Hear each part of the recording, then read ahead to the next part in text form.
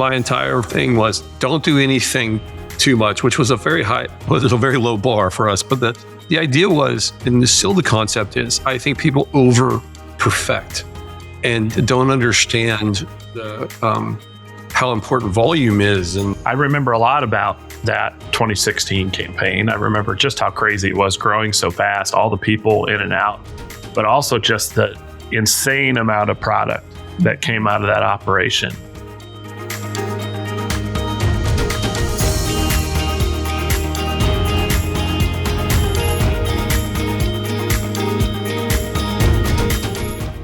Hello, and welcome to the Liberty Spenders podcast. We are your hosts, Kurt and Kristen Luidhardt, co-founders of an agency called the Prosper Group, an agency that's raised over $500 million and elected over 100 members of Congress, 14 governors, 15 U.S. senators, and 1 president.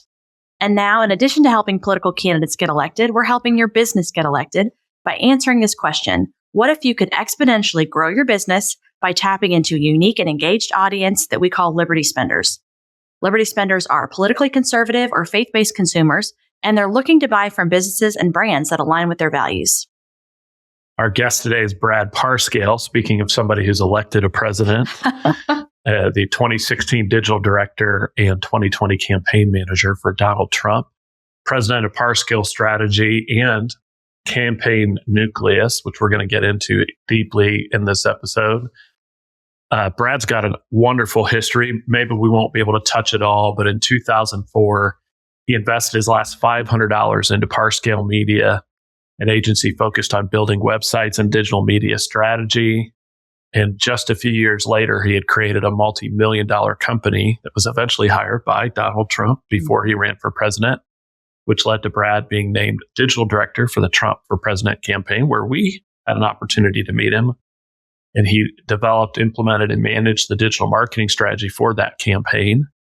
And President Trump not only won, as we all know, but he also raised more money through small dollar donations than any Republican presidential candidate in history, which was quite an accomplishment for somebody that even a smart political operative like myself thought was never going to win a presidential campaign in 2016.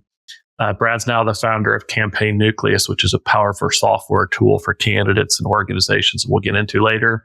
Brad, it's awesome to have you on. yeah, thanks for having me. It's nice to see you guys again. Been a long time now. I mean, almost 8-9 years kind of thing. Seems like this is never going to end. Yeah, I know.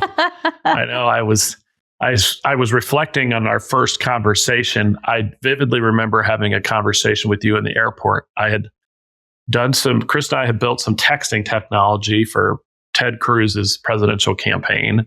And when Ted lost to Donald Trump in the Indiana primary, we reached out to Corey Lewandowski saying maybe the Trump campaign would be able to use this. Corey introduced me to a guy named Brad Parscale, who I had no idea who you were. And I think I probably divine or something managed to get you on the phone at a time when you were probably buried.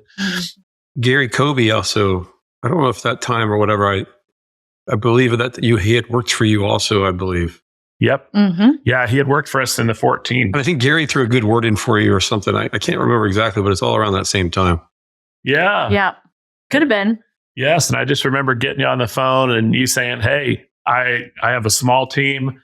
I need a lot of help. Where do you think you can contribute? Micro team. It's like, yeah, nobody. Me and my laptop almost. I know. Yeah. Well, that was early on. And, you fast forward a few months later. Having a meeting with, as you mentioned, Gary and Garrett Lansing and Matt Oskowski, who's been on our podcast, and trying to figure out how to scale, how to build the team. And it's just amazing what was accomplished in such a short amount of time. Yeah. I remember meeting in that little office that was near. Yes. So, we started at Giles Parscale, moved to that building across from 410, which was like this, had bullet holes in the windows. Yes. That was the building where eventually you guys were coming into. Yeah. I don't remember any bullet holes. Glad to know that now, not then. But there was 2 bullet holes. There was 2 bullet holes in the windows. Yeah, somebody had shot up the building from the highway a few weeks before we moved in. Wow. Oh, that's It was lovely. not the greatest part of town, but it was cheap. Yeah. I didn't tell anybody. I didn't want anybody to freak out. Yeah. I don't remember knowing that. because I think the first time we came down and met with you, you were still operating out of your Giles Parscale office. Then there was a brief moment when you leased some space at a neighboring office. And we were there. That's where I vividly remember this Matt and Garrett and everybody saying, okay, it's off to the races. And then I think I don't know how many people were eventually headquartered in San Antonio. Did it ever hit 100? Yeah, I was going to say it was around 100. Got close, probably upper 80s, maybe 90s. I ended up taking about a dozen people with me to New York, though, eventually. And they kind of got split up in two when I left for New York post-convention. And then I took over all of the marketing for the campaign, all the finances with Mnuchin, and then all the TV advertising also. Then eventually I took over the entire RNC relationship also. So my role started as digital director. That's the one I always get publicized. But by the end, I would say I was kind of the operations director. I don't really know a title for it, but my job was everything short of being on TV. Yeah, that sounds right. There was so much running through you with budgets and everything. And I know that to be true. And unfortunately, that's when Giles Parscale gets the $100 million line, at the top of the FEC report, which I learned is not a great thing. Yeah. You're like, yeah, you know how much that has passed through? Yeah. We understand that. Yeah. Well, and that happened in such a short time, and people who don't work in politics don't fully appreciate going from 3 people in April or May to 100 plus people reporting up to you by November and election day, plus those increased responsibilities. That would never happen. No business grows that fast. Can I give you one reason why that worked? Sure. It's very important for marketing people. So in most political campaigns and businesses work out of a culture of shame. So it's a hierarchy to the top, worship up. And we built a culture of creativity, and that we would celebrate mistakes and allow you to have the freedom to make mistakes. And in doing so, we gave freedom to people to be themselves and to create content in a large amount of way. And so most people can't do that. Most companies, businesses, and campaign organizations have a very triangled organization, and everything must go through approval process. If you look at the Romney campaign, which I think you guys were involved in, everything was like these small steps, everything moves slow.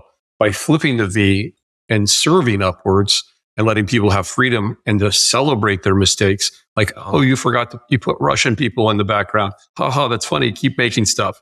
Where other campaigns, it would be shame. And then people stop making mistakes or stop trying because they're making mistakes. It's like going out of most campaigns operate like a basketball team. And every time you miss a shot, you get benched. Well, eventually no one shoots and you don't score any points. So the opposite mentality I brought, which was to shoot as much as you could, miss as much as you could. But if we shoot more than Hillary, we will have a more of an effective campaign at per dollar because we'll just outproduce her. And that was kind of the mentality I thought about when I met you, which was I'm going to never actually ever be mad at anybody for making a mistake because I need them to go 1,000 miles an hour. And no one is going to run a perfect line at 1,000 miles an hour. Yeah. Well, the amount of ingenuity, innovation, creativity that was occurring on that campaign was like unlike anything I'd ever seen before or since. And so you are 1,000% right. And the amount of, just to your point, the content and the freedom, by having this outside the box thought process, by having vendors and partners who were on board for it from the beginning and weren't afraid to try new things. It was an amazing thing to be a part of because there was just so much, creativity and freedom. It's a creativity versus shame culture. Look what came out of it: peer to peer, Rev, WinRed, Nucleus now, multiple companies and ideas, technology, a new thought process that we could be creative in politics. A lot of that all comes out of the 2016 campaign. And I'm very proud of that. It wasn't all my ideas, but I think that I fostered a group of people, 100 people. And if you look at almost everybody that sat there, those are all the people who have now changed, I think, politics for the last 8 years for the Republican Party, and why we're no longer, or were for a while, no longer the party of just the old ways. We were actually had a dim scared for a while there where we were very creative, and they had to play catch up for a while. And no one thought that was possible. And the main reason to do that was just to remove the shame culture and to let people be creative and to celebrate mistakes. And I think people forget how important it is to celebrate mistakes. Yeah, it was one of the things that I as I made notes for our our chat here, is one of the things I thought about was I remember a lot about that 2016 campaign. I remember just how crazy it was, growing so fast, all the people in and out, but also just the insane amount of product that came out of that operation, and things that perhaps if you had spent 15 years prior in DC in the sort of Republican Party apparatus, you might have dismissed, but because you came from a more business mentality, more creative mentality, ideas that never would have gotten past, like a Romney operation, as you talked about, happened in that building every day. Yeah. I mean, yeah, to your point, I forget the exact number, so I will misquote it. But the email approval process, it was something like 17, steps and levels. And I'm sure that number is not accurate, but it was a large, a large number. 16, it was just me, and make sure you didn't do anything too crazy. That was it. That was the approval process for 16. It wasn't even you. It was a little emoji from you. Do a Slack and you get a... Yes, that was the Brad Parscale approval. My entire thing was don't do anything too much, which was a very low bar for us. But the idea was, and still the concept is, I think people over perfect and don't understand the how important volume is and being creative. And I think that people saw that, and everyone thought, oh my God, this is going to cause you to lose the campaign. And I said, it's going to do the opposite. It's going to cause millions of people to follow us. And when I first told people this, and I mean, I remember people telling me, I might be crazy, but that's fine. But like, this is crazy. You can't do this. And I was like, watch what's going to happen. I think I told you guys that. I think, Kurt, I told you that on the phone. I said, wait till you see what we do. Yes. Oh, multiple times I thought, whoa, and it was, and it really did come together. And to your point, just the creativity was, we won. That's the only measurement that matters, right? Yeah. Well, one sort of anecdote I often relate to people is I remember following the coverage of the Trump campaign. And I remember there was maybe a week or so where there were multiple articles that quoted Democratic strategists who were receiving or seeing Donald Trump's digital advertisements, and they were making fun. They said Donald Trump's targeting is so awful that he's showing his digital ads to Democrats. And at the time, I remember, a lot of those were being run by the fundraising team. And just the fact that you were letting them make the algorithms work. They weren't following any rules. They were collecting donations and support from Democrats all over the country. It was probably a good indicator of what was going to happen in 2016. But while you were doing that, the other side was making fun. We'd created a real-time programmatic campaign with understanding in real time, instead of expecting our past historical colleagues were always the ones right. I went into 2015 assuming that everything had always been wrong, and to prove again that anything was right. And until I was proven wrong, I wasn't going to care what the media said or some Democrat or some other person said was wrong. I wanted to see it. And so every single thing we did in the campaign was tested. And then we chose the best path. Test, choose the best path. Test, choose the path. And we were doing that 1,000 times a day. And if the ad of Donald Trump riding a space shuttle with an American flag in his hand going, "Go America," was getting Democrats to click, then that didn't mean they were Democrats, they were Americans. And what we really did was create a pro-American campaign. And we said it was okay to be American again. It was okay to say Merry Christmas again and not Happy Christmas. And it was okay to go to, to believe in Jesus. And it was okay to do these things again. I think that was so refreshing, because we become tranced from 2012 with the Obama years. We become so shamed into a culture that it was like it was bad to be American. It was bad to be anything other than some social gang. And if you weren't part of that, you're not part of America. And I think that just elevated everything, and it made new universes. And I think if you look at 16, we rewrote the way the universes separate. We changed the way politics separated. And I would say now the Republican Party is the party of the working person, and the Democrats are now the party of the socialist elites. Yeah, it certainly has inverted. in the last decade from, you would simply assume that the rich people were Republicans and the less well-off people were Democrats. And now, statistically speaking, it's the opposite, which is surreal for many people. In fact, a lot of folks still assume the opposite's true. And that really changed, to your point, back in 2016. I was also thinking, we saw this through you and through some other folks that were in constant communication with now President, with President Trump and his family, was how just sort of metrics he wanted to see that his money was being spent effectively and efficiently. And he was very numbers focused, which I think for people in the outside, they might think that's not the way Donald Trump thinks. But I remember him being very focused on numbers, real time. And I also thought that was a great impact on how the campaign ran. I think he was very focused on his image. We all know that. I would go not clip by clip, just pressing the arrow one thing at a time through a 30-second commercial I'd be on Trump Force One sitting with him at the table, and I'd have my laptop, this MacBook that really won the entire thing. Like that laptop got the best $2,000 of value in the history of laptops. And I would go like this, click by click. I actually have a picture with me and Tim Cook with it, and said, you should put this Mac in the Smithsonian. And Tim Cook looked at me and goes, I don't think Apple could get away with that. But I was clicking, and he would go scene by scene, and then he would and I would show him, like, why do we go to Michigan, this, and I would show him the data, and he was like, Brad, that's so good. That's so good. That is perfectly on. We got it right there. And, he would really care about how the message was resonating. All through my time in 2020 in the White House, he followed the data considerably. I can't speak for that as of today. As we know, he uses my technology, but I'm no longer his advisor. I stepped away from that in 2020, and I do not wish to do that ever again. I've done 2 presidencies, and as you guys know, it's not something you just keep on doing over. Like, why would you do all of them? And I'm like, it's like saying you want to jump into a volcano and go swimming every 4 years. And once you get burnt, you're like, that hurts.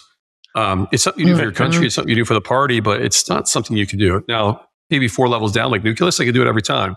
But being right in the fire, I tell people I spent 897 days on fire. And so I'm very good at how to react on being on fire.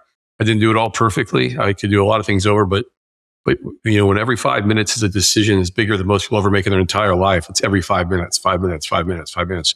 You're making decisions with very little amount of information, sometimes have huge consequences. And everyone's like, why did you make that decision? I said, well, I actually thought about it while I was taking a piss. Like, that's how much, that was one decision of 9 million right ones I made that day.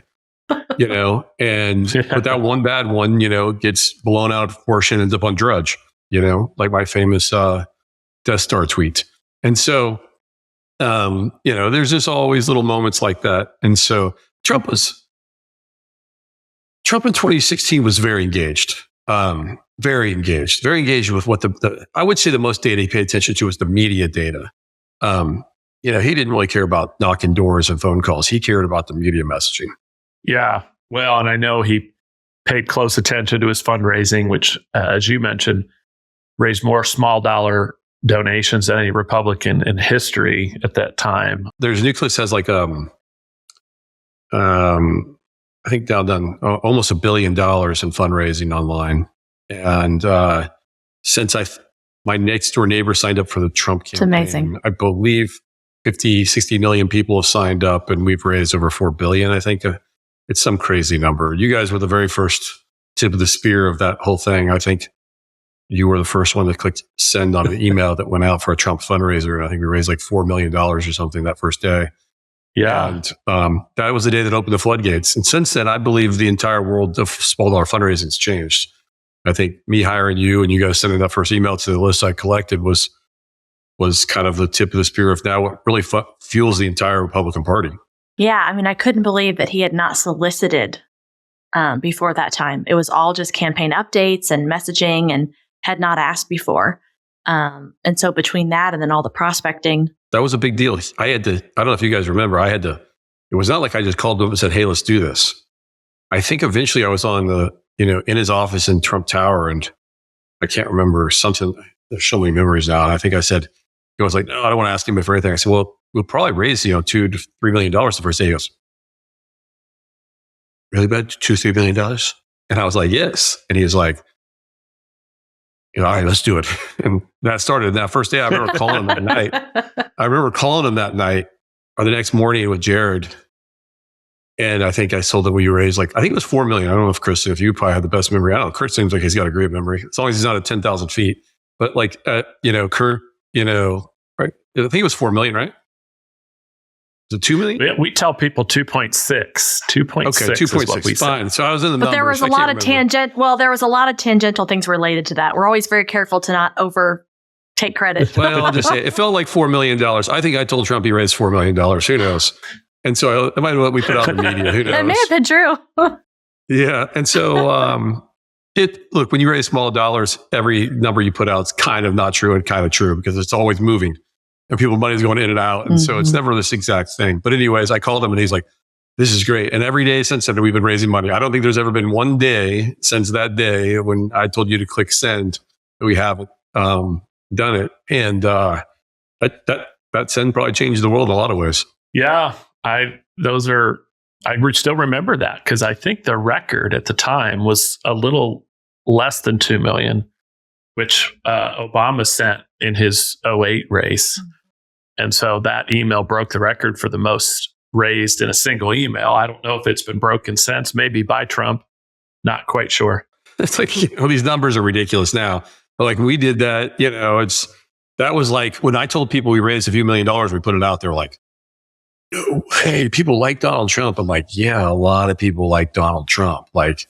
Stop reading the New York Times and believing it. It's like one woman sitting in New York has no idea what's happening in Ohio and Wisconsin and in Montana. They don't even know where those states barely are. And there's going to be 2 million 70-year-olds that are going to press $20. Boom, Absolutely. I mean, the enthusiasm was palpable and we saw it every day because the numbers just kept pouring in, whether it was on Facebook or email. We did a lot less texting back in the days, but we had that opt-in texting program that you had set up that I think did, 8 or 9 million or something. I forget exactly how much we raised there total with you.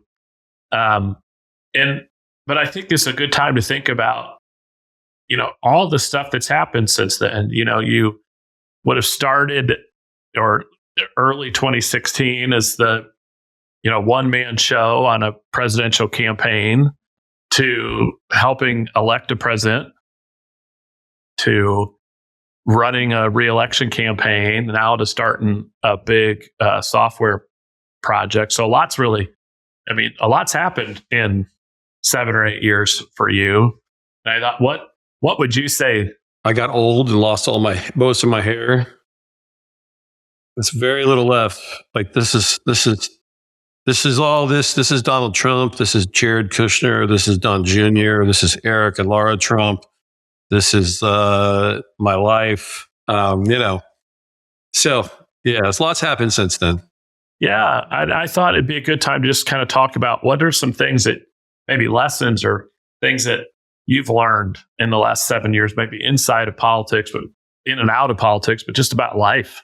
Well, I think the first thing is that reality is an acquired taste, and most of us don't like the taste of it. I think that was the first one I learned.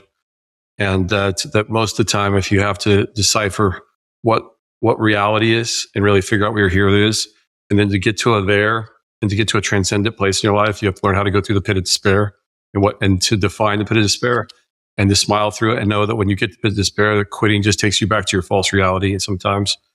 And then I think the other thing I really learned was I used to think I could control the future with anxiety, the current with anger or frustration, the past with regret. And I let that overwhelm me after my kids passed away and, the things went down with Trump.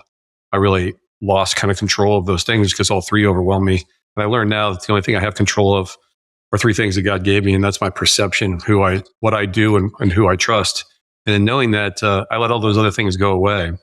Now, probably the last thing I really learned is that when I feel emotion is to think first before acting. I used to justify myself into actions based off emotions and then think about it later and then forgive. And I think another important thing was for me to learn that most of my feelings were a false alarm, like an ADD alarm system. It normally goes off the wrong way. And most of the time those are false alarms, and I need to learn. We're taught as children to be over emotional, and our parents react to our emotions because they're just lazy.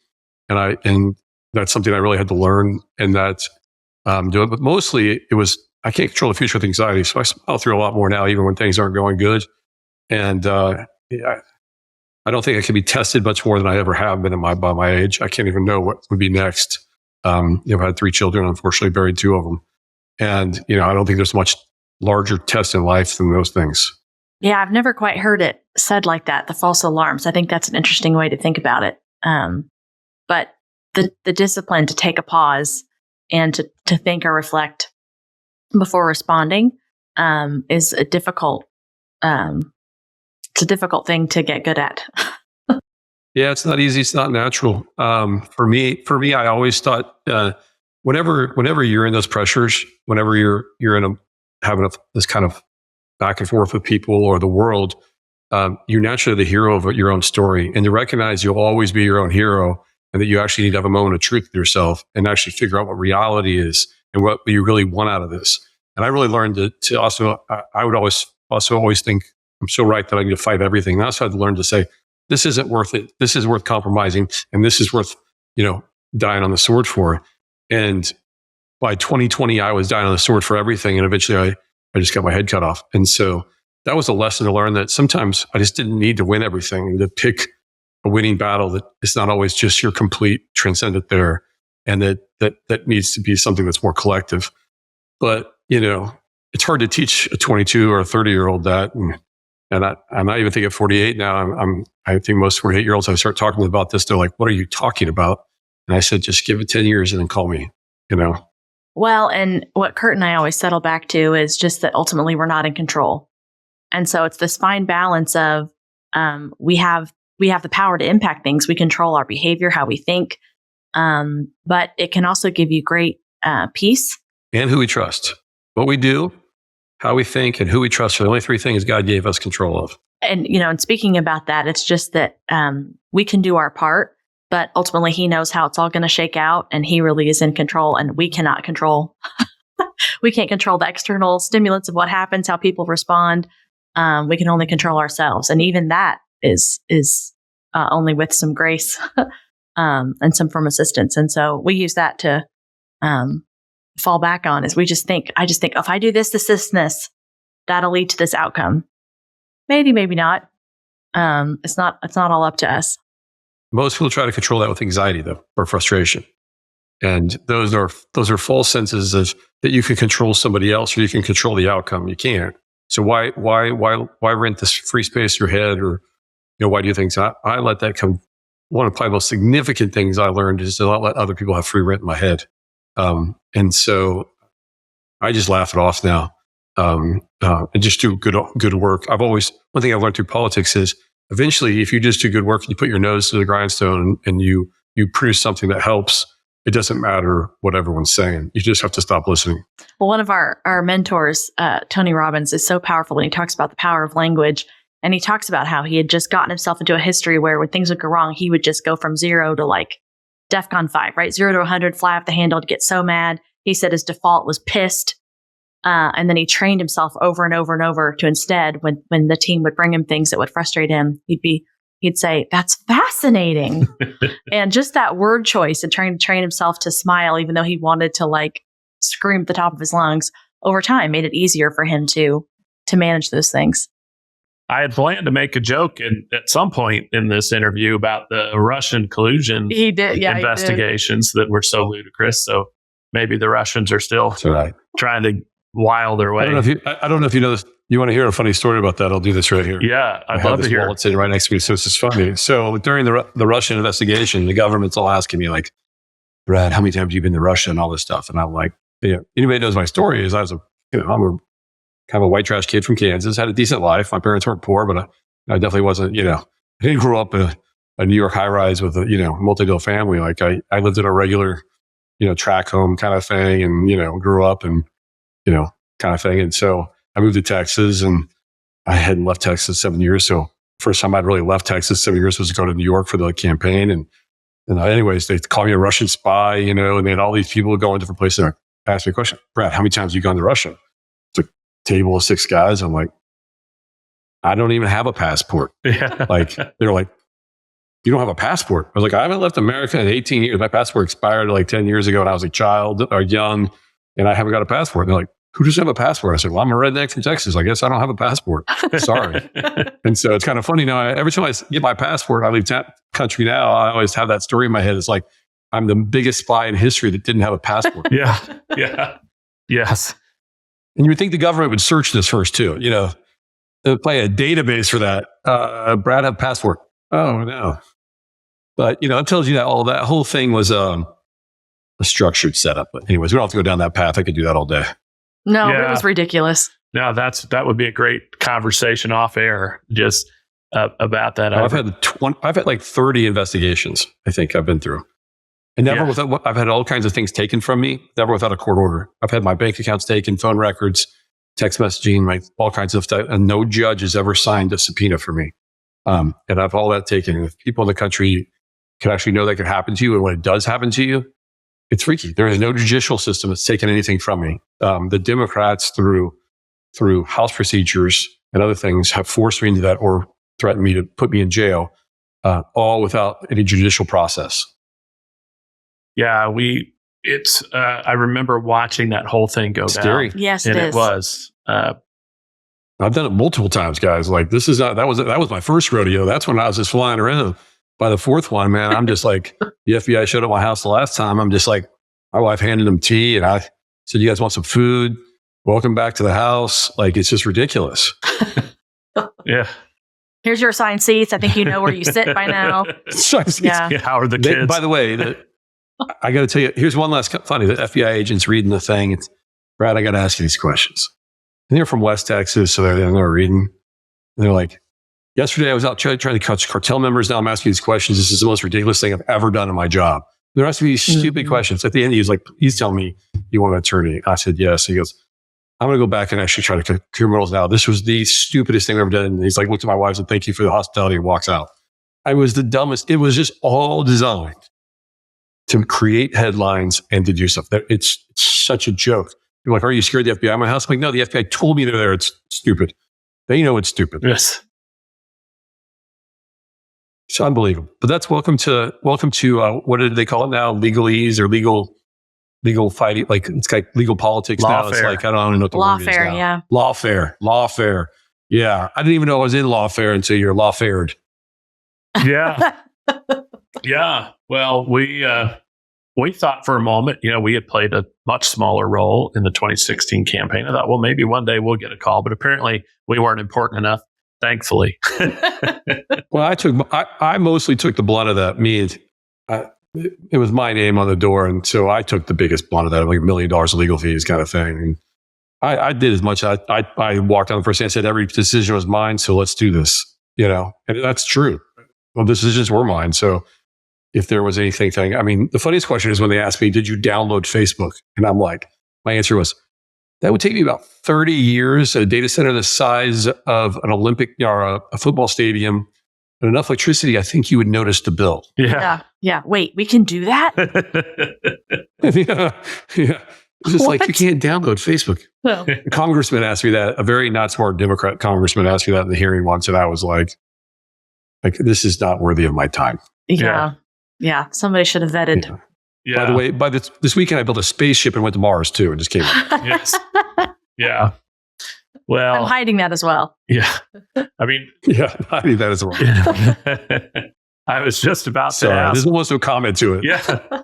I was just about to ask, and maybe this is good timing. One of the things I like to ask people is, my general reflection in my life is the things that haunt me are my missed opportunities. It's the one or two decisions I wish I could have rolled back. Something that I did. I went one direction. I wish I could have gone the other. Can't regret. And I always ask people is if there was one decision that you could have done differently in your life, what would it have been? Find my love for Jesus earlier. Yeah. It's a good answer. That's a great answer. That's a mic drop answer. That gets us into, I wanted to spend some time talking about your new software. I guess not really new because you're probably 2-3 years into it now, right? Campaign Nucleus. Yeah, we're a few years into it. It's been in my head for 7. So what inspired the creation of it? What was it, a 2016 iteration? Was there a moment when you said, this is what's needed in the market? It's a super simple answer. I hate cancel culture. Yeah. And that is what motivated me like fuel of fire. The first few years I built the software, I did it all with my own money I have this very famous saying in my family that I scare them. I'll spend every dollar for my beliefs. I'll risk it all. And just because you guys know me, you put me on put a carrot in front of me, I'm pretty hard to stop. You guys know that about me. That's why we've been friends a long time. If you were going to go to war, I'm the guy you probably want to have next to you. I'm not going to run the other way. And so, no, you're not afraid to risk. Yeah. So the cancel culture thing really bothered me. I don't know if you guys remember, I did that 60 Minutes interview. I'm sure you probably kind of remember I did a big interview, and it was like when I kind of told the whole story, and I didn't really understand the aftermath of what happened to me for years later. There was a bunch of people that said, we're not going to let that guy do what he's doing. And I started just being systematically canceled with Trump. And I think that's the moment when the left figured out it's Brad plus Trump that's a problem, or Brad's system, not him, but the team I had, the people I had, and more than anything, the mental model I had was a problem with Trump. Like those two things went together a little bit too well, a little bit like peanut butter and jelly, right? And it was like, it wasn't because this is me. I couldn't run for office. I hated being famous. It was the worst thing that ever happened to me. Donald Trump, the best thing that's ever happened to him was getting famous. But that's why we were yin and yang. My job was best when the worst job I ever took was being campaign manager. The best thing I could have done is stay in the back room and kept building systems and structures and mental models. Anyways, I think with all of that came this cancel culture. And I just started being canceled. I didn't understand. First, I got canceled in San Antonio, and I started getting canceled in more places, and my job and my company. And one day I just was laying on the couch, and I just started thinking, I need to build a tool that makes sure that nobody could ever be canceled again. And I got online, and for $9.95 at GoDaddy, I got CampaignNucleus.com. And I said, I want to build a tool that could be the nucleus that could keep everyone canceled. So now Trump campaign, from everything from email, press releases, text messaging, managing the ground operation, anything that they do, they can't get canceled. All the events and rallies, all the crowd building, all the stuff that happens. We built our own rails. We built our own ESP even. Nucleus is going to send 2 billion emails this month. We're beating Interval and Salesforce and every metric because we care. The thing also is we never had a product where the company cared about us. Everyone on the Republican side says, oh, this software is good. I'll go use it. They hate you. They don't want you to win. You have no idea what they're doing on the other side. Why wouldn't you go use a tool that can be more cost effective at the same time? Love you. And I wanted to build a product where I said that was built off the values that I see biblically. I would say the number one word I use is if you're for self-governance and human values and biblical values, you can use my software. It's not about R or D. It's whether are you on the right side of history. And if you're for paganistic and just for socialism, which is Marxism, which is one person way over there controls everything I do, so I don't have to make decisions and they keep me safe. No, I'm for self-governance. And so I wanted to build a system that would stop that. And I think that you hear a lot less about cancel culture now because Nucleus is powering a bunch of campaigns. And you can't cancel Carrie Lake now. You can't cancel Donald Trump now. You can't cancel Marjorie Taylor Greene. And I built it. And people was like, why would you do that? Why? You have the power to turn them off. And I'm like, no, that's not how this works. The First Amendment doesn't give you the right. It doesn't just give you the right for free speech. It gives you the right to be wrong. It gives you the right to be wrong. Maybe I don't agree with them, but that's their right. And I thought it was a very bad thing that government in the country let a bunch of Palo Alto Mafia decide our future. And I think what we're seeing destroying this country since 2005 has been from the destruction of this Palo Alto Mafia and their ability to control everything. I say content's king, but distribution is the queen, and she wears the pants. So the way you cancel people is not to kill them or to shut them down. You cancel them in this modern society by cutting all the pipes of distribution so no one can hear them. And that is the same cancellation of free speech that there was done. We just put now we've wrapped up in cute little terms so that we can get away with canceling free speech, but we don't really recognize what's happening. And so I built Nucleus for the primary reason is to always give every person in America a voice if they agree with what America was founded on, which was, it's kind of pluralism and like, the right for free, the Bill of Rights and the constitutional amendment of self-governance, or constitutional thesis of self-governance. So that's why I built it. Well, and it's a great why. In any good business, you need a great why. What problem are you trying to solve? But more importantly, what's your motivation and why is it that it's so important? And that can be unique to every person.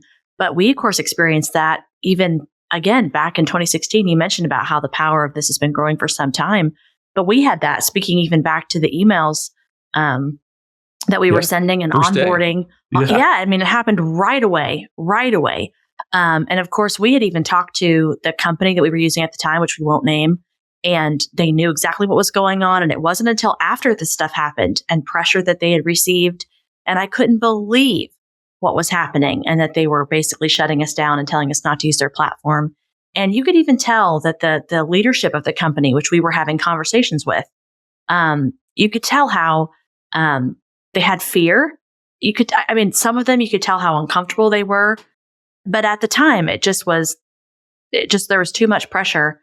And I couldn't believe it that a company would make that decision on such a high level, and knowing the impact that it would have to a presidential campaign. And so, we experienced that right off the bat. That happened in every part of my life also. So you guys you never got canceled, by the way. I couldn't go to some restaurants. I couldn't live in certain towns. I would go to get my car worked on or certain things, or like go buy. People would be like, I can't service you. I literally had service people show up at my house, recognize me and say, just turn around and leave. It was so palpable for a while. It just became this whole thing. Now what's funny is it's turned the opposite direction. Now most people come up to me, and even if they dislike me, they respect that I fought that and that I survived through it. And it's funny, in hindsight, now people are like, how did you go through that? Like, how did you were by yourself at the beginning? You were like, I was employee number one when I first started doing it.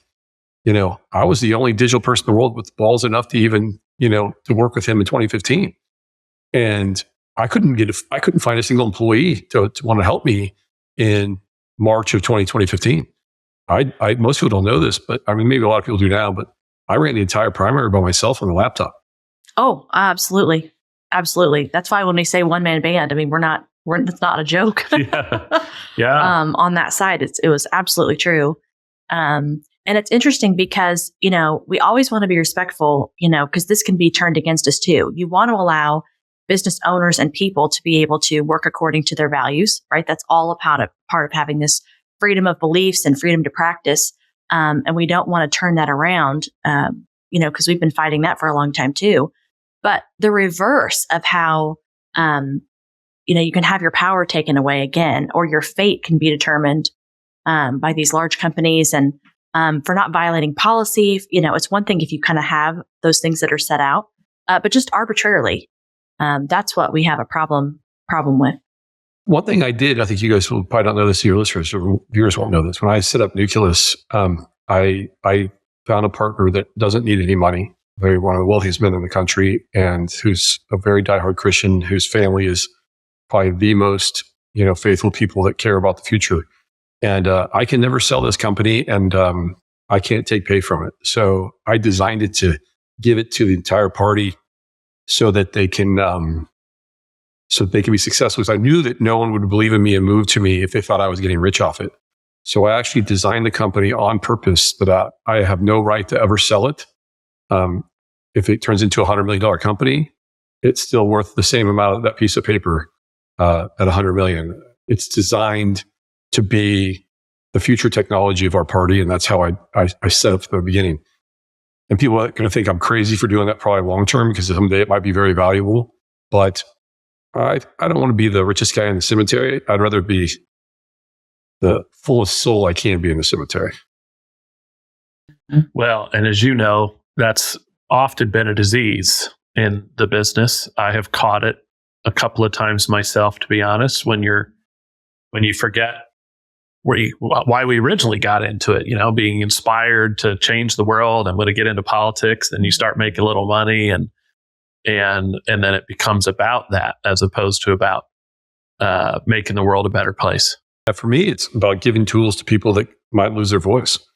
And I have politicians call me when they get canceled. Everyone doesn't think it's going to happen to them. And then they get canceled and they're just like, Brad, what do I do? What do I do? And I'm like, you know what? Here are tools, which starts as low as $50 a month. Another thing most people don't know, there's 566,000 elected officials in America. I mean, people don't understand the amount of people. It's 565,000 or something like that. That's a lot of people. And there really is not a lot of tools to fight for the values I have for those people. And so my goal eventually is to give every single one of those people fight for those tools, to every school board member, to everybody that wants to make a difference. They have the tools to actually do it. And it's not going to take 566,000 consultants. It's going to take technology that can automate it and to do a lot of the power for them. Because not all those people I'd say 98% of those people can't really afford the best consultants. They got to go do it themselves. So that's my main core spot. Everybody talks about maybe being the presidential software or the Republican Party software. But the real thing is, I want to get school board people to run. I want city council people to run, and I want them to have the best tech. And as long as our only requirement is that you're for self-governance and that you're for biblical values and not biblical values, but you don't have to be my faith. You have to have those kind of values. Most of the the values we know and talk about, good human values, and there's no socialism, no Marxism. I don't know why people keep thinking that stuff works. It doesn't work. It just suppresses people and turns them into slaves. Well, it's interesting. I know we talked about this before we started recording, but we were just at an event last night and sitting with Dr. Ben Carson at his table right next to him. And when he spoke, he said something that I don't think I'd heard before, but he was talking about the American dream. And he said, you ever thought about that? If you ask people from other countries, there's no exact equivalent. So you don't hear people talking about, a specific French dream, or, he's listing off these other countries. And I'm sure they have some variation of how they would think about it. But that is what is so amazing about this country and how blessed we are to live here, because we are unique in that, in those founding documents and into the values and the foundations of how we are set up to govern and how we are to live with each other. And just that opportunity that it doesn't matter your background, your, race, creed, any of those things, that the equality is not in the outcome, but in the opportunity. And so everything you just said, can be at risk. They're trying to change it from equality to equity. And that's DEI, right? So it's amazing when people don't really understand this. I'll be at restaurants with people I know, and I'm like, I'll take all the food of all our dishes and put them in the middle. Equality is we all have the same opportunity. Equity means we all get the same amounts, regardless of our work ethic. I was like, well, that's not fair. What if you just don't do anything? And I said, well, that's equity. Eventually, then the next person won't do anything. The next person won't do anything. There's incentive structures are the only reason why we almost do anything. And so when you remove all the incentive structure, there is no incentive to do anything other than to be nothing. And so it's the simplest approach between equity and equality is the difference of incentives. When structure demands behavior, and if you change the structure of incentive, it demands new behavior. And it's not about being fair. It's not about being good. It's not a good incentive structure. But that's the perversion of the Bible in a lot of ways, and the perversion of a lot of things. And so what social equity actually gives you is a few people with everything and a lot of people with nothing. And it sounds really good on paper, but it really does the opposite. But, look, our Christians do the same bad thing. We're too nice. The Bible nowhere says to be nice. It says to be kind. Nice is actually a form of cowardice, something I had to learn later in life. That I don't always need to be nice. I need to be kind. Sometimes being kind is telling somebody no. Sometimes being kind is to let a person go that needs to go find something better and have an opportunity. So this we're too nice. They're too equitable. And somewhere in the middle between equality and kindness is probably where we should be. Yeah. Well, and building tools like you're doing and doing it now, so essential, because you see what's happening in Europe. They're essentially eliminating free speech piece by piece. I see Elon Musk standing up boldly on this at the helm of X. And it's pretty scary. I've been trying to say the word the right to be wrong. They're thinking that people are wrong, and so that's not free speech. You can't. Yeah, I get you can't yell fire in a crowded room, and do it. There is this line that's being crossed now. I think. Look, I don't always agree with Alex Jones. Quite often, I don't agree with Alex Jones, but like he has the right to his opinion. Free country, and he should have the right to be wrong. Now, he doesn't have the right to hurt. And that's where that line is, that we have to have our judicial system decide what that is. I don't have the right to come on this podcast right now and say, everybody, Trump's having a heart attack right now, blah, blah, blah. And it's not true, right? And everybody, because my position would go, oh my God, it's kind of one of those things. Like, that's not something you can do. But I feel like those lines have been really crossed, and really the bar has been taken to a place that's not right, that I have the right to be an idiot. And, I think that when you say you don't have the right to be an idiot, or you don't have the right to be wrong, it's a dangerous path. It's a dangerous path. And I think you can see historical things in fascism and socialism, communism, have been horrible experiments where usually millions and millions and millions of people die from them. I think that we are really bad at repeating our worst history. Well, we're also really good at overestimating our own intelligence. Mm-hmm. And so we are 100% certain that something is true, only to find out later it's not true. Most people don't like the taste of it. Yeah. Well, and it's why you need to allow those competing opinions. You may not have all the facts. You might be wrong. And somebody else with a different perspective may shed light on that. And that's important, because ultimately we want to get to the truth. Yeah. Yeah. Wisdom. I felt like I learned that lesson a little bit. A decade ago, I had some friends who were always worried about the NSA spying on their cell phone conversations. I would laugh at them and say, well, look at you with your tinfoil hat. And then it came out that the NSA was spying on people's telephone conversations. I have my tinfoil hat around here somewhere. Sometimes the people, yeah, sometimes those people are right. Yeah. So I know you've implemented some cool AI capabilities as well into Campaign Nucleus and some of your other products. And what are some of the cool things that you're able to do now with Campaign Nucleus and other things that you might not have been able to do even a few years ago? I'm going to pre-warn this with geeky words. This is going to be a bunch of geeky words that everyone's might have to rewind to this part. So what we're building tools that really take large amounts of qualitative data, unstructured data, structured data. This is stuff coming from posts, forums, Twitter, whatever we can get and scrape or buy. And you get all that information in. We spent the last 6 years really building a tool that can take all of that qualitative data and start making quantitative predictions from it based off of sentiment analysis and a bunch of other baseline information. Some of that proprietary I can't get too far into, but put it this way, we've predicted over 60 elections in a row. It's not predictive of the moment. Like, I can't tell you now what's going to happen then. What I can tell you is, did I win today? Did I win this week? Did I win this month? And what are the options of likelihood for me to win the long-term bet? This is probably a better example. If you live in Florida and all of us watch hurricanes, right? We see hurricanes come and pound in Florida all the time. And a weather report is pulling, okay? The weather report is the storm came in. Let's see what happened. How many buildings are gone? The winds were 220 miles an hour and we got 16 inches of rain. That's pulling. So if you watch that beforehand, we all remember the famous Sharpie Trump moment when the hurricane was coming, and then you had to see all the squiggly lines, and he drew another line, whatever he did, which is funny. But the squiggly lines that's not a weather report. That's a weather prediction. And that's AI looking at everything. We've had this for decades. That's radar and computers running models. The model's artificial intelligence. Just we give it fancier names. We keep doing that. It's a very American thing to do so we can make money off and get our stock prices to go up. So all of the AI is all these models, and then we get these little squiggly lines. So we've now built that for politics. And so we're able to listen to a country or a state or a district's people and start giving you those squiggly lines. Not only telling you why or what's going to happen, but also why it's happening, what's the framing of the language is causing it. Let me give an example. A congresswoman who uses our software put out a tweet. Our software alerted that this was causing significant damage, that she was going to lose the day significantly. That's a bad thing. And that's memory going into people's head. People don't remember facts. They remember stories. She now gave them a story to remember a new story about her. That's a negative story. So our software loaded that and suggested a change in the tweet. The tweet was about SVB Bank. When the SVB Bank failed, a lot of people attacked the diversity of the board.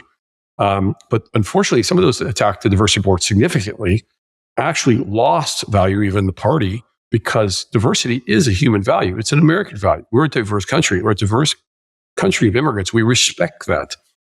But what the AI told her was, you can attack diversity all you want, but you must first set the structure that competency matters, that diversity matters, but competency is more important. And you can't, diversity doesn't trump competency. And she changed the tweet and she ended up winning the day. And this story was never really told into the people of her district. And she won that story. So we're now having artificial intelligence. Because as you know, politics a lot is the battle of the day of the words and the battle of framing and understanding. Because you can actually say any political position, like immigration, multiple ways, 3 framings. You could say build a wall, leave it open, or stop child trafficking, all the same policy position, but 3 different framings. So what this does is help you actually be a Pavlovian shock collar to proper framing so you can win every day. Polling is usually just a scorecard of how you did and how bad you did. And it really doesn't tell you how to fix what you did. It kind of gives you oh, wow, I really stepped on my own thing on that one, so I might as well do this now. Wouldn't it be nice within a tweet, within 20 minutes, you start knowing what you did? And the AI saying, hey, based off all the historical data of your district, this isn't going to play well for you. So we've built artificial intelligence to finally do that. And I think that's pretty significant. And I think it's pretty cool. And it's taken a long time to do and to get the modeling right, the language, and to test it for a couple of cycles. We feel very strong about it. Well, and what's so great about that is you're able to do a lot of this. I'm just reminded, even with listening to you talk, is that you are just totally a nerd at heart, and that's how you're able to do so much of this stuff. Is your own tweaking, and you have so much of that background of just iterating and learning yourself. And it was fascinating what we were talking about even before we started recording about influencer marketing. And where that's going. And I know you have some great thoughts about that and what you're seeing and how you think that's going to shape things. And just for our listeners, we talk a lot about that. We talk a lot about that for our clients with Liberty Spenders and how they can be thinking about that when they want to market to people that are politically conservative or faith-based, and what's a way to get noticed and differentiate. And influencer marketing is one of them. So I'm really anxious to hear your thoughts about that and for you to share. I will give you my my best analogy for the people. First of all, I think for the patriot economy, as I call it, Liberty Spenders, whatever you want to call it, I think that influencer marketing is one of the most significant. I did a lot of the marketing and helped with the marketing of the movie Sound of Freedom this last year. It was a big hit on the patriot economy, obviously big movie around the world.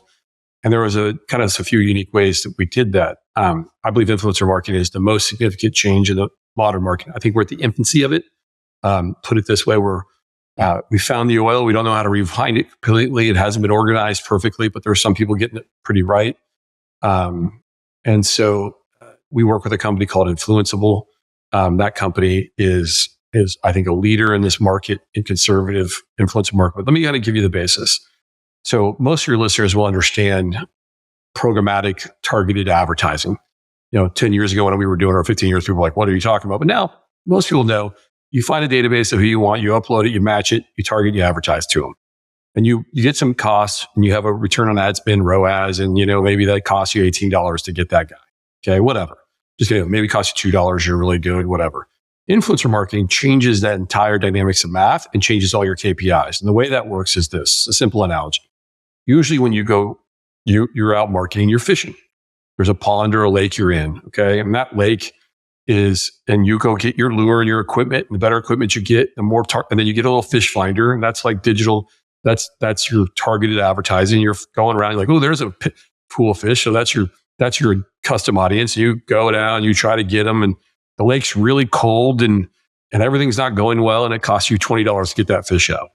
Now imagine that life cheats you a little bit and that you can go to that lake and you can get under that lake and you can light a bunch of fires to heat up all the water, bring all the fish to the top so that you can just scoop them out and you don't have to have all that fancy equipment to drive your cost down to like $1. And the way influencer marketing does that is by heating up the pot the whole lake in this very controlled way. We set little controlled fires, and we watched that fire burn and burn and burn.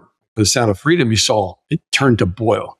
Well, fish don't want to be in a boiling pond. They'll jump into your net, and your KPIs get so good. Your return on ad spend goes so far up that now maybe you're paying 5 cents for one. Well, most people now, when I got into digital advertising in the beginning, they never wanted to do the hard thing first. They always wanted to jump to the path of least resistance, the easiest thing. So they wouldn't spend the money on data because what the data drove cheaper. And then eventually finally figured out, oh, we do this data work, our costs are cheaper and we'll do better. So now you have a bunch of marketers that got used to that are not now used to is I could drive them even more affordable and I could even do less data work if I drive a larger branded message because they can understand and harness the power of social media and the structures of the algorithms now if you understand them.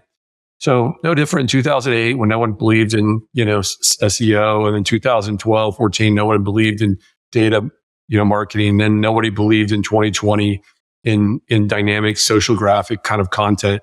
And now nobody in 2024 believes in, heating up the lake and making the fish jump out. But that will be the future. And if you were in a Patriot economy right now with any kind of decent sized brand, now this won't work mom and pops, but we're going to see localized influencers by the end of next year. Mid next year, you're going to start seeing those spawn up because there's enough mechanisms now. There's enough influencers. They've created a large enough pool now where the local coffee shop can do this. But if I was in any kind of major campaign right now, which I might be about a few big ones, I can't say. The idea now is to start these controlled fires, heat up the lake, and then run a very smooth and smart digital plan that runs right across that lake and scape them up and return KPIs that are better than the industry standards 3-4x. Well, that makes a lot of happy people. It makes very successful business. But you have to understand how to do all those parts. And I think it's just another piling layer of what you said earlier, Kristen, of layering all these histories. I've been doing this since 1988. I feel old. And all of these things have started to pile up on top of each other.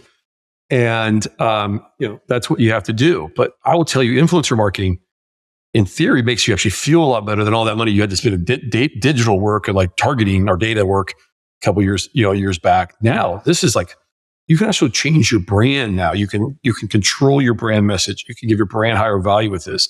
It's a very exciting time, I think, in marketing. I think it's going to be the 26 and 28 election. By the 28, it's going to be all influencer-based marketing, and this TV thing is going to be really significant, have died. I thought it was going to be much more dead now. It's like somehow made a revival, mostly because of cancel culture on digital and them not letting political data targeting. But they can't stop this next wave. And Elon knows that. And that's why he bought Twitter. So this next wave is coming. This one's the inevitable. They slowed it down a little bit with canceling data targeting, but you can't slow this next one down. Yeah, they definitely shot themselves in the foot, like you said, limiting certain uses, and it has changed that shift. And I completely agree with the potential and where we're going with influencer marketing. I think it's really exciting. I'd like to do a little rapid fire section. I like to ask people to do 90 seconds on something that's interesting you these days. Maybe it's a hobby, sports team, something that's not Campaign Nucleus or political. This is my new one today. Influence and the psychology of persuasion. So I've been trying to get a little deeper into understanding like why some of the things in marketing things have worked and getting into like really understanding the powers of scarcity and other types of techniques of marketing techniques. And so I read this years and years ago, I believe. I think in college, but I didn't understand what I understand now. So what's interesting to me now is going back and reading things I used to read. Like I told you earlier, I was reading a book on Napoleon and like starting to see things I was told I should learn 20, 30 years ago that now I can read. So this is one I have. I don't know if have you read this, Kristen? Yes, I've read a lot. I have not read the entire thing, but I've done a lot of synopsis and I'm a big fan of the author. This is a good one, right? So yeah, I read his newsletter and it's good stuff. Yeah, nice. I would recommend this one to everybody. One of the things I also thought I'd ask is 90 seconds on what do you hope to leave behind with all of your business ventures? Well, I think I said that a little bit earlier, but I'll repeat it. I want to leave something that really, first, I really want to serve a new generation of kids that can actually learn more talented things and actually play a better role and not be so subjected to corporate shame and everything and just become another robot in the system. I want to try to build a culture of creativity that actually can take the Republican Party into the next generation and make the Republican Party a stronger party, which I believe what it is. party of self-governance, freedom, and and actually value-based, which was started off, by Abraham Lincoln and to free the slaves and to bring, which was happening at that time in the country, which was a very elitist socialist style thing, and people just don't understand. We keep repeating ourselves. Yeah, and then 90 seconds. Give me the Campaign Nucleus sales pitch.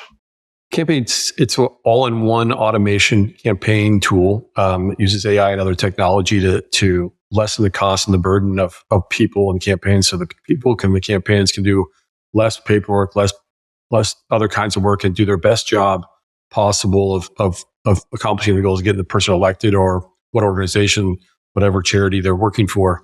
So it really removes silos. And most campaigns in politics are siloed because the people are naturally siloed. And so what this does is bring people together, from fundraising to press releases. I mean, we have tens of thousands of reporters. We have over 150 reporters a day signing up for Nucleus. It's finally the all-in-one solution, so you can run a nonprofit or campaign together with somebody that shares your values. And I don't think it's not just the value. I think it's the best piece of software out there. We have dozens, or now over 50 engineers working on it or something. And we've now built a platform. I think you guys have seen it kind of come to life. It keeps getting better every year. I believe by next cycle, it will be the foremost tool. We have plenty of funding to continue to build it. I got great investors that see my vision. And eventually, I want it to be on every phone of every person that wants to run for office, and be their pocket tool to push them over victory and to help them perform. Because I believe we have truth on our side and we have facts on our side. And if you can distribute the truth and facts and stay with a good campaign, you should win.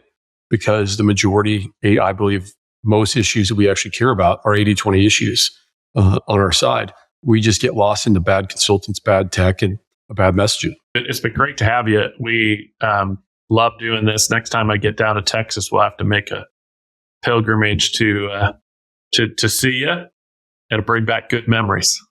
Yeah, and I just personally want to thank you for giving us some time. We are such big fans of you personally, and really think you're a person of integrity. And I know how much you've been through personally, and so we just really respect you, and glad to talk to you today. Well, Christian, Kurt, I appreciate you both. It's been a long time. I'm glad knowing you. Kurt, stay off those tall mountains, and and stay healthy and all that good stuff. So. I was just in Colorado this weekend, and or yesterday. I just got back, as you guys know. I don't know if I knew that, but I was up there. Kurt, I was telling your story and all this stuff, and saying, somebody was talking about going up, let's go up in the mountains. I was like, I don't think you just go up there one day and be healthy. Yeah. Should probably do some prep, or you're going to be sick. I was talking about prep, and then I told your story, and they were like, oh. Wow. Okay, Now it affects people differently, but I learned that then. Growing up in Ohio and Indiana did not prepare me well for being in Nepal at all. I'll end it with this. So this is I walked the whole path of Jesus last summer, and I got a stone from where David got his stones, and I try to remember this because I feel like at 16 we were this together. I try to always remember the David with Goliath story of 16, and so I keep this with me everywhere I go now. And, this is a recurring thing, and we're always going to be up against Goliath, but it's pretty nice to be on with other fellow teammates of the last time David took on Goliath and we won. Yeah. Well, it is. And for those of you listening, I hope you'll check out Brad and follow. He has a lot to offer, and you can hit him up at campaignnucleus.com or on X at Parscale. And we want to thank you for tuning in. We invite you to join the Liberty Partnership community at libertyspenders.com. You can learn more about how you can engage with this audience. There's also a great AI tool yourself that you can poke around with and ask some questions and get an AI version of Kurt and I if you're so inclined. So by all means, check out libertyspenders.com. And until next time, thanks for tuning in.